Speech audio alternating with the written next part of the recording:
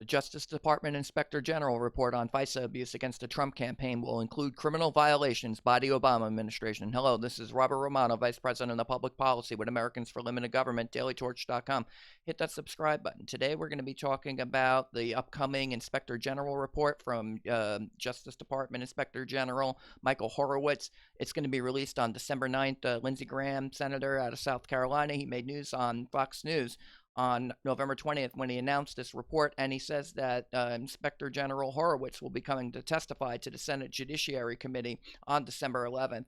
Now, this report is going to be historic. That's what the President of the United States is saying right now, and it should show how false allegations made by the intelligence agencies and the Justice Department against the Trump campaign and President Trump, that they were Russian agents, managed to get approved 4 times by the FISA court. That's our most top secret court in the United States. How it got approved 4 times without ever being verified. On September 25th, Kerry Kupek, she's a Justice Department spokesperson, and she stated that she confirmed this investigation by John Durham. Quote, a Department of Justice team led by U.S. Attorney John Durham is separately exploring the extent to which a number of countries, including Ukraine, played a role in the counterintelligence investigation directed at the Trump campaign during the 2016 election. Attorney General Barr, he's doing a fantastic job. He's ordered a review of the FISA process that was undertaken in 2016 against the Trump campaign. It resulted in the FISA warrants.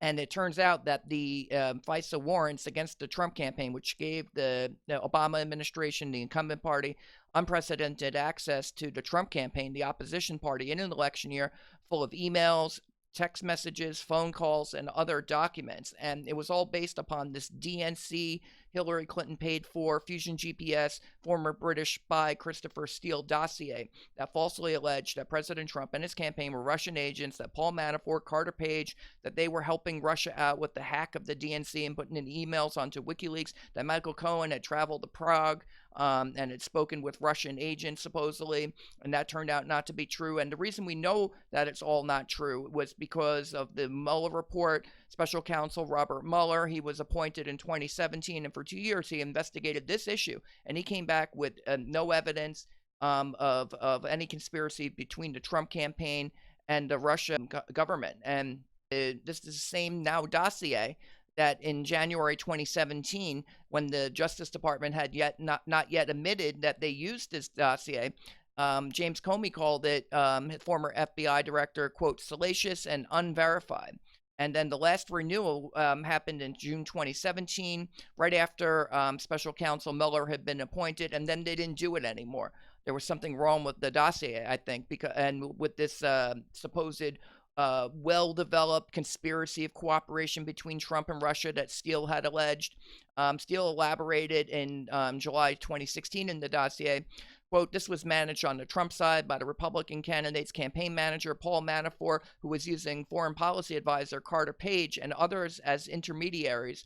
The two sides had mutual interest in defeating Democratic presidential candidate Hillary Clinton, whom President Putin both hated and feared.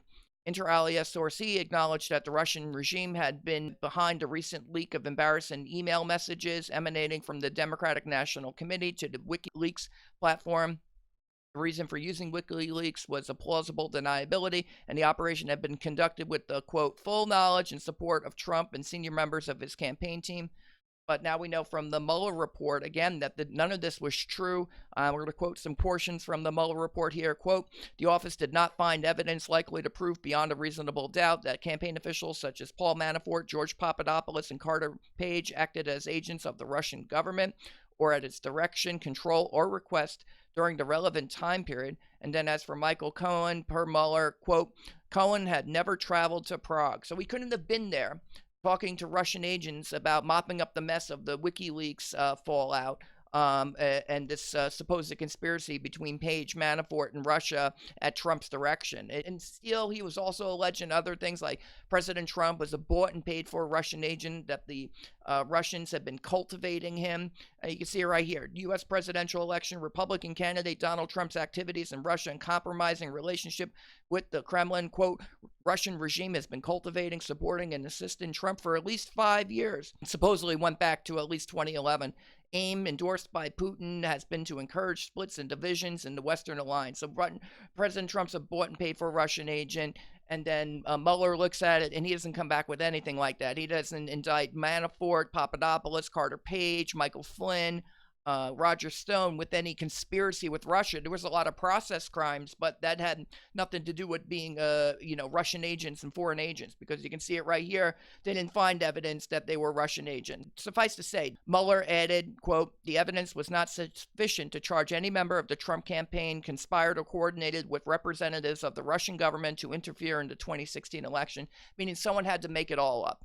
This was a dirty trick by the Democrats, by the Hillary Clinton campaign, and the DNC, Fusion GPS, Christopher Steele, frame President Trump for being a Russian agent when that wasn't actually true. The FBI went ahead with the investigation and then put this country through 3 years of national nightmare on all of this. At Americans for Limited Government, we're saying that, FISA, that statute is expiring and it's up for reauthorization right now. And so we're calling for this reauthorization to be pushed off until we've had an opportunity to digest the Horowitz report and to put into place reforms that'll prevent this from ever happening again. Rick Manning, president of Americans for Limited Government, he said, quote, it is absurd Congress would pass a continuing resolution into the heart of the Christmas season, but so we should kick this out to March 15th. A longer time window will also give Congress an opportunity to review the findings of the Justice Department on Foreign Intelligence Surveillance Act abuses that occurred in the 2016 elections. When the Trump campaign, the opposition party, was placed under surveillance by the Obama administration in an election year, and give time to put in place real reforms so that political spying never happens again. We have to make sure we get this right, and rushing to reauthorize FISA would be foolish when we're still waiting on these findings. I think that's right. We can't have, the president of any party spying on the opposition party on made-up charges concocted by his political arm. I think that's absolutely ridiculous. And even Steele himself had doubts about his own dossier in court testimony. One of the questions that was asked to him, because he's involved with a defamation suit, I wonder why, quote, was one of the caveats and cautions that you provided, Mr. Kramer, fact that the information needed to be corroborated and verified? Kramer is someone he handed the dossier to bring to John McCain. And Steele's answer was, quote, I would say further corroborated and verified. That it wasn't fully corroborated and verified. Comey himself told Congress that it was salacious and unverified.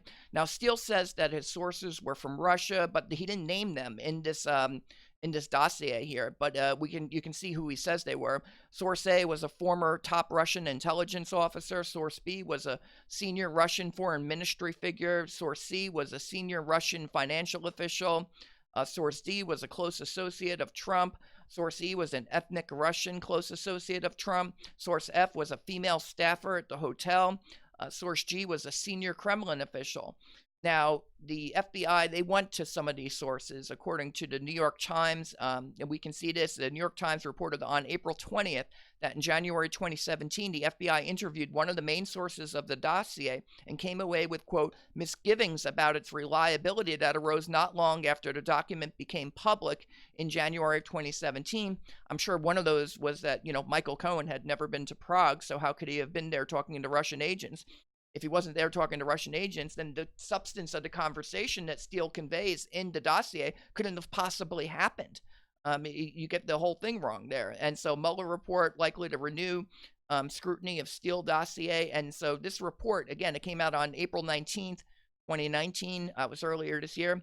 Per the Times report, by January 2017, quote, FBI agents had tracked down and interviewed one of Mr. Steele's main sources, a Russian speaker from a former Soviet republic who had spent time in the West, according to a Justice Department document, and 3 people familiar with the events who spoke on the condition of anonymity. After questioning him about where he'd gotten this information, they suspected he might have added his own interpretations to reports passed on by his sources. One of the people said, for the FBI, that made it harder to decide what to trust.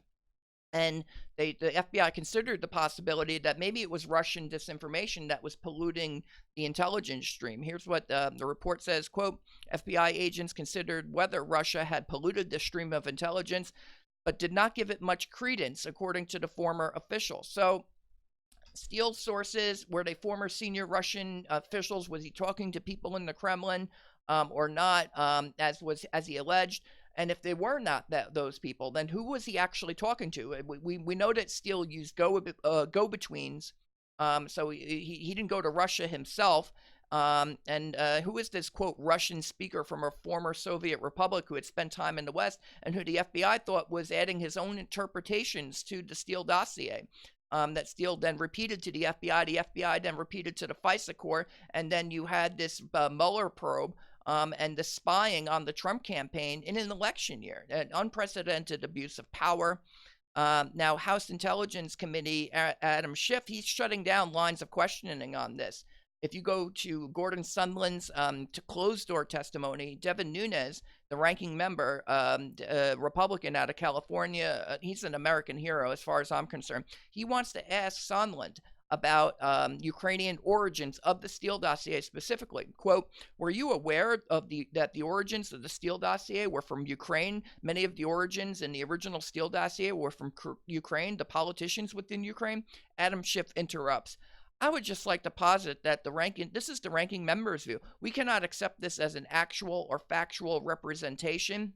And so Nunes has to rephrase the question, and then he notes the fact that the Steele dossier itself does source information from Ukraine, and that's true. If you read the Steele dossier, and you can find it online, you click on the link in the description, you can read the story, and you'll see you can click through to the Steele dossier, and this included allegations that Paul Manafort and was receiving supposed kickbacks. And this whole Black Ledger story that broke in August of 2016, that's the reason Paul Manafort got fired from the campaign. And much of it could have been fabricated. Now, Paul Manafort was brought up on charges, tax charges, you have to pay your taxes, and other unrelated to the election financial crimes that predated the election and had to do with Manafort's own time in Ukraine, advising Viktor Yanukovych, the Ukrainian president who was overthrown in a coup in 2014 that the United States supported. It helped to directly cause the civil war in Ukraine. Right after the coup, Russia annexes Crimea and eastern provinces. Over 10,000 Ukrainians have died. Since then, President Trump got elected. We've sent lethal military assistance to Ukraine. That's not a subject of this stupid impeachment inquiry. President's allowed to consider rescinding military assistance. Obama never gave military assistance to Ukraine. It's risky because it's right on Russia's doorstep, and so you could be in a situation where we're already fighting a proxy war in Ukraine. It could become a wider war. It could bring Europe in. It could bring the United States and Russia into fighting all of this, and that would be a catastrophe, I think. And so I think we're looking for ways, the Trump administration, the State Department, looking for ways to stabilize Ukraine so that we don't have a wider war breakout, which would be catastrophic. Now, another question that might come from the Horowitz report is this January 16 intelligence assessment on Russian interference in the elections. And this was the report that came in January of 2017. Background to assessing Russian activities and intentions in recent U.S. elections, the analytic process, and cyber incident attribution. And this was the report that came out right before Trump was inaugurated, and it said that Vladimir Putin directed the DNC and John Podesta hacks, put the emails onto WikiLeaks, and he did it to help out President Trump win the election because, according to Steele, Putin feared Hillary Clinton. But so you had this political document by the Director of National Intelligence. What it said was, quote, we assess Russian President Vladimir Putin ordered an influence campaign in 2016 aimed at the U.S. presidential election. Russia's goals were to undermine faith in the U.S. democratic process, denigrate Secretary Clinton, and harm her electability and potential presidency. We further assessed Putin and the Russian government developed a clear preference for President-elect Trump. We also assessed Putin and the Russian government aspired to help elect President-elect Trump's election chances when possible by discrediting Secretary Clinton and publicly contrasting her unfavorably with him. And this is my own personal assessment. The DNI, the Obama administration, put this document out there to undermine the potential Trump presidency and to have him removed from office. This was the beginning of the coup. President Obama, he had a decision to make about whether to make this intelligence assessment public. And now we know from a January 2017 email from Susan Rice to herself about the this meeting that Obama has with Joe Biden, Sally Yates, and James Comey about whether or not they should go ahead with this investigation carried over into the Trump administration. This email was dug out of National Archives by Chuck Grassley and Lindsey Graham, senators on the Judiciary Committee. And she sent an email to herself about a January 5th meeting in the Oval Office detailing the White House's interaction with this assessment, in which Rice wrote, quote, on January 5th, following a briefing by intelligence community leadership on Russian hacking during the 2016 presidential election, President Obama had a brief follow-on conversation with FBI Director Jim Comey and Deputy Attorney General Sally Yates in the Oval Office. Vice President and I were also present. According to Rice, former President Obama wanted to make certain that the investigation would be done by the book, and it was going to be carried over into the Trump administration. Per Rice's email to herself, quote, President Obama began the conversation by stressing his continued commitment to ensuring that every aspect of this issue is handled by the intelligence and law enforcement communities, quote, by the book.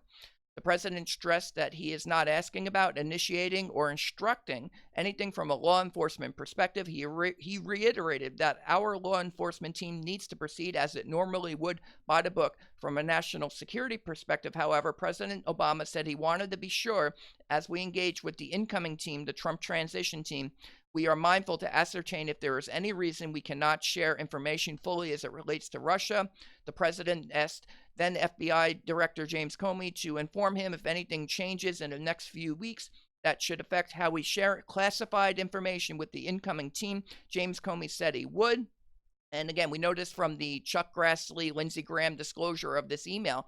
And we also know that it was Comey's job to brief President Trump on the intelligence assessment by the intelligence community that included the Steele dossier. That a portion of the Steele dossier was included in the intelligence assessment that was provided to Obama. We know that from CNN reporting on January 12, 2017, right about the time the dossier was being published by BuzzFeed.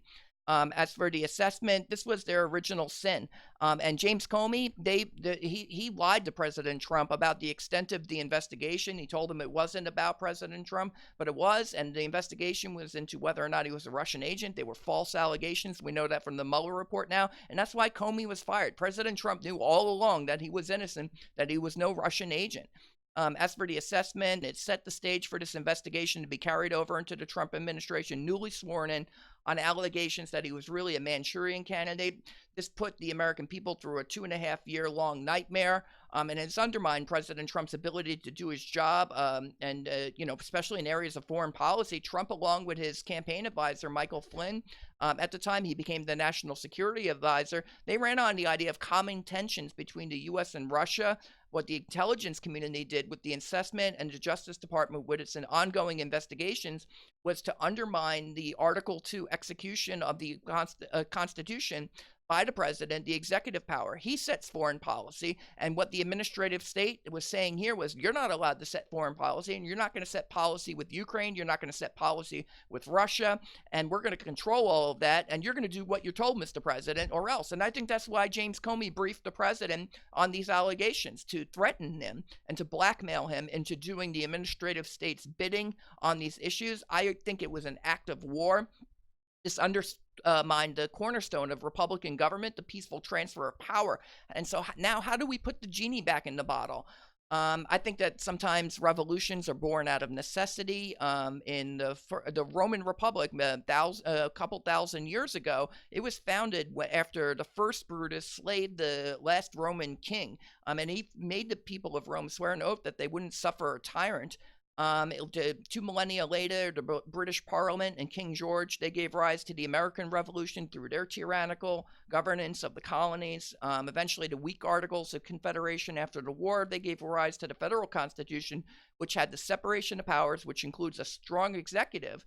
Attorney General Barr, he actually just gave a speech about Article 2 of the Constitution. We covered it earlier this week. And you can check out that video.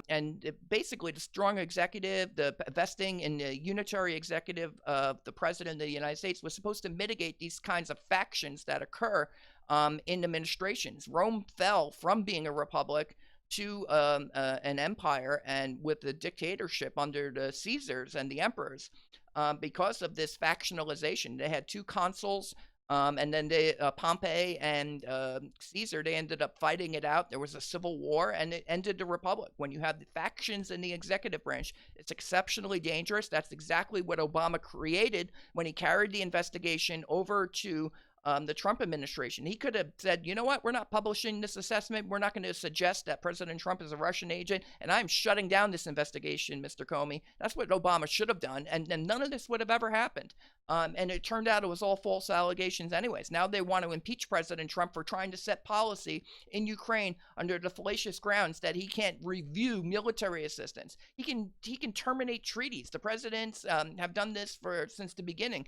But President Washington, he terminated a treaty with France on alliance when the Great Britain and France went to war, the proclamation of neutrality. Other presidents have terminated treaties. FDR terminated the treaty with Japan. Just as we were about to go to war in World War II, Jimmy Carter terminated a treaty with Taiwan. President Bush in 2002, he terminated the anti-ballistic missile treaty that Richard Nixon had signed so that they could do missile defense. And so is the argument that President Trump can terminate treaties? Oh, and Trump has just terminated the INF treaty, the Intermediate Nuclear Forces Treaty with Russia. So it's the argument that Trump can terminate treaties, but he can't review military assistance to a treaty country. We have a treaty with Ukraine on military alliance, and we're allowed to review that, and he could terminate it. And if he thinks that it's too dangerous to go to war, he's allowed to review and pause military assistance to a country that is known to be one of the most corrupt countries in the world. I think we should review military assistance to corrupt countries that get involved with our elections and try to make President Trump look like to be a Russian agent. Why should he trust them? He's the president. He sets foreign policy, not the State Department, not the administrative state. And I'll leave you with the close here. After this ordeal, the Constitution hangs by a thread. Again, Spygate, this was an act of war against the American people and the Constitution. And Attorney General Barr, he has to get to the bottom of it. Barr can rescue it, but he must act skillfully and wisely and quickly. We cannot assume that President Trump will be reelected in 2020, meaning the window of opportunity is right now to hold those who abuse their spying powers accountable, or else this will happen again. That's the commentary. This is Robert Romano, Vice President of Public Policy with Americans for Limited Government, dailytorch.com. Hit that subscribe button, ring the bell for notifications, and have a good day.